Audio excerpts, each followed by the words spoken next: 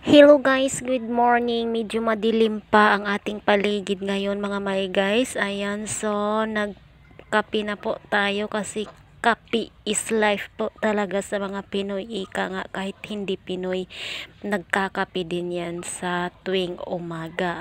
Ganyan mga may guys. So nagutom ako, nagumising at yan, kumuha ko ng isang bread lang, slice na bread at ay papartner natin yung coffee. So yan na po ang aking breakfast, ang coffee. So sa nakikita niyo may guys sa natin is madilim-dilim pa kasi maaga pa masyado mga may guys. Ayan, so nagkape muna ako at pagkatapos mga may guys ay kikilos na tayo para sa ating trabaho naman po for today mga may guys. Masakit yung aking liig talaga, masakit yung aking buong katawan, aking likod. Ayan, so mamaya siguro mamayang gabi magpapahilot ako sa kaibigan ko dito malapit lang din sa amin mga may guys. Ayan, so ayan mga may guys, niluto ko ng una itong corn beef mga may guys para naman po sa breakfast ng bata. Ayan, sa amin na po lahat ito mga may guys, niluto ko na po ito para ayan, ready na ang lahat breakfast at para sa pananghalian mga may guys.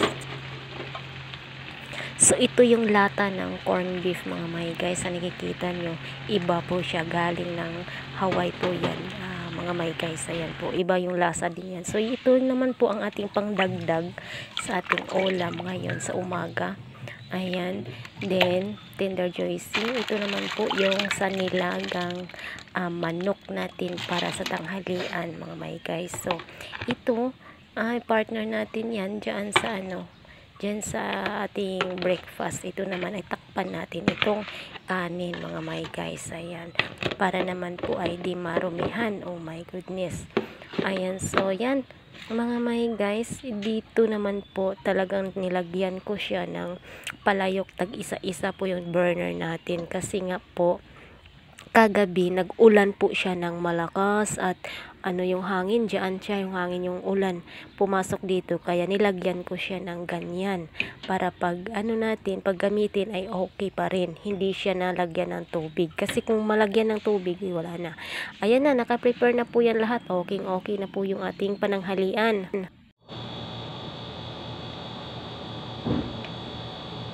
At eto, ayan, kaliligo ko lamang po tapos ako naligo. Ito na naman po yung gagawin natin.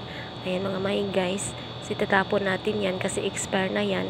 At yung lalagyan niya ay atin yang huhugasan at ikikip natin yan. O baka naman magamit pa natin yan na kunwari lagyan ng asin or lagyan ng mga ano-ano na gusto nating ilagay dyan sa kanyang lalagyan. Ayan, so madami, tatlo yan sila, wala nang kakain. So minabuti ko na lamang po na tinanggalan yung kanyang mga laman, tinanggal ko na lang yan at ililinis na lang natin yung kanyang lalagyan mga my guys. Ayan po yung ating gawin ngayon. Ayan, so galing Hawaii po din ito mga my guys. Kaya yung peanut butter, iba kasi ang lasa niya, hindi ko gusto yung lasa niya. Mas gusto ko yung lasang Pinoy talaga mga my guys, yung peanut butter dito sa Pilipinas. Yan po ang gusto ko talaga. Ayan, dyan natin ilagay at itatapon natin yan sa labas. Huwag dito sa lababo kasi masisira yung ating lababo.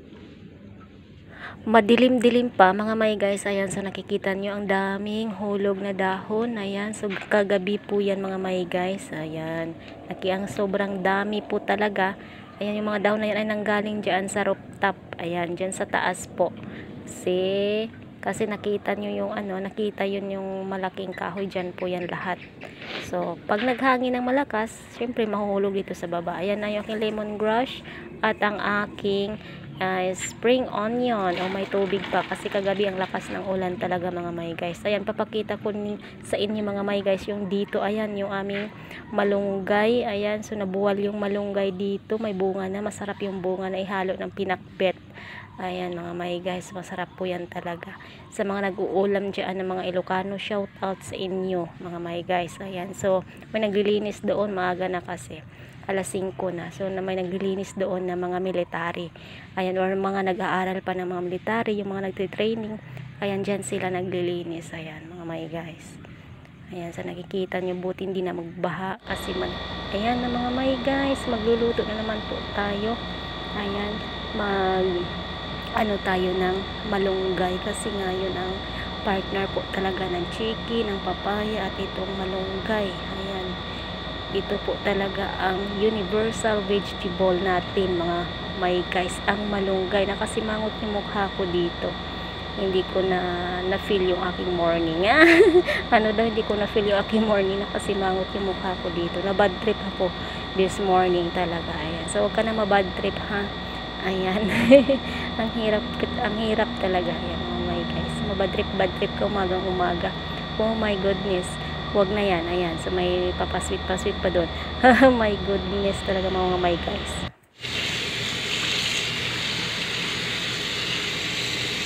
So ayan, tapos na at lilinisan na natin, kaya babanlawan ng tubig syempre. Ayan, at ilalagay natin sa manok na may papaya na po siya mga my guys.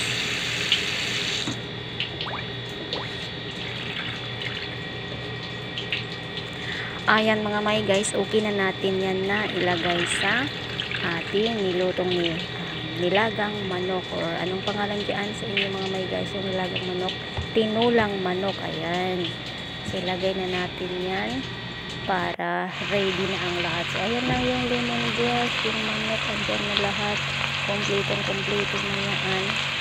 Ayan, so okay na.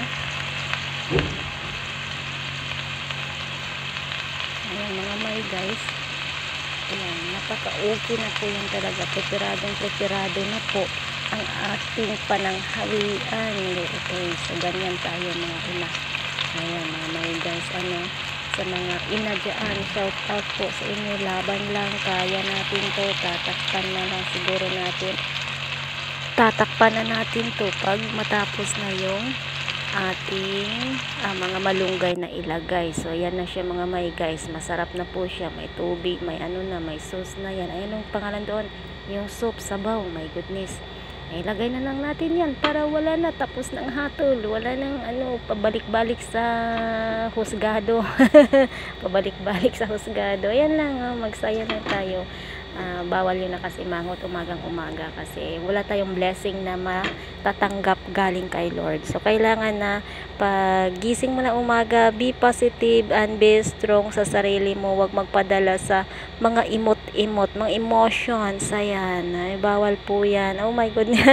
Talaga, kasi September na, maya-maya October na, o diba?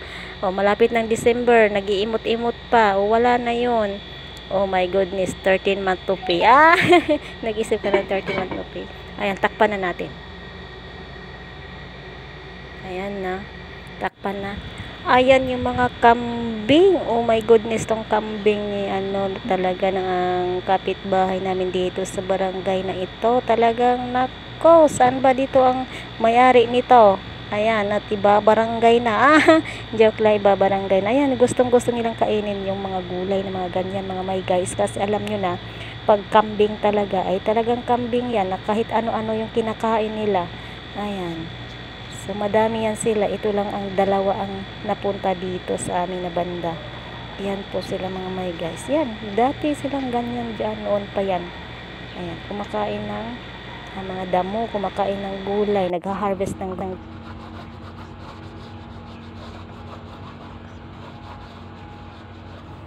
Hay, nako, dagdag na naman ito. Oh my goodness, ito naman talaga. Oo. Di ba pwedeng na lang, isuotin na lang na wag mo nang punas-punasan pa.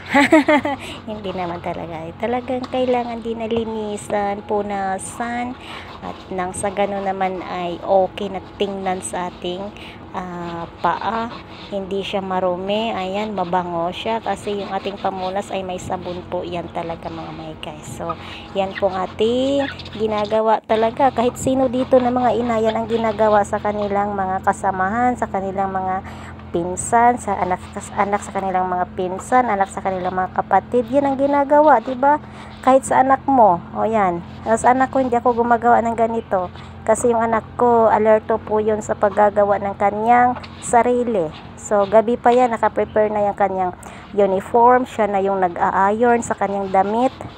Ayan, mga my guys, yung aking anak, talagang na-training ko po yun talaga yung aking anak. Sobra yung aking pagturo sa kanya. So, ngayon, mga my guys, tapos na.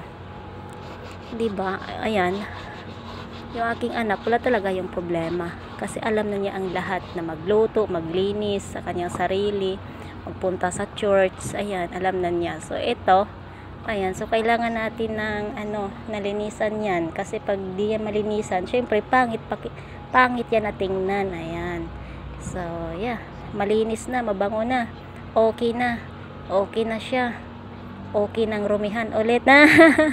Diyan lang muna, patuyo-tuyuin natin yan. Oh my goodness talaga. Hala mga mi unsay may nabuhat ya mi o ni kaon kag kanon dira mi. Ang daming kambing oh. Ayan, nakawala na naman sila. Talaga itong mga kambing na to. Ayan, kumakalmot na siya. Ayan, makati yung kanyang buong katawan. Paano? Paliguan ko, ayaw niya. Di wag, dagdag ka pa sa trabaho. Di yan talaga mapakali mga may guys, kasi may kuto yan na mga maliliit. Ayan, yan ang makati sa kanyang buong katawan. Yung mga kutong maliliit, sobrang yan. Ayan, humihingal na siya. So guys, hanggang dito na lang. Thank you for watching and God bless everyone.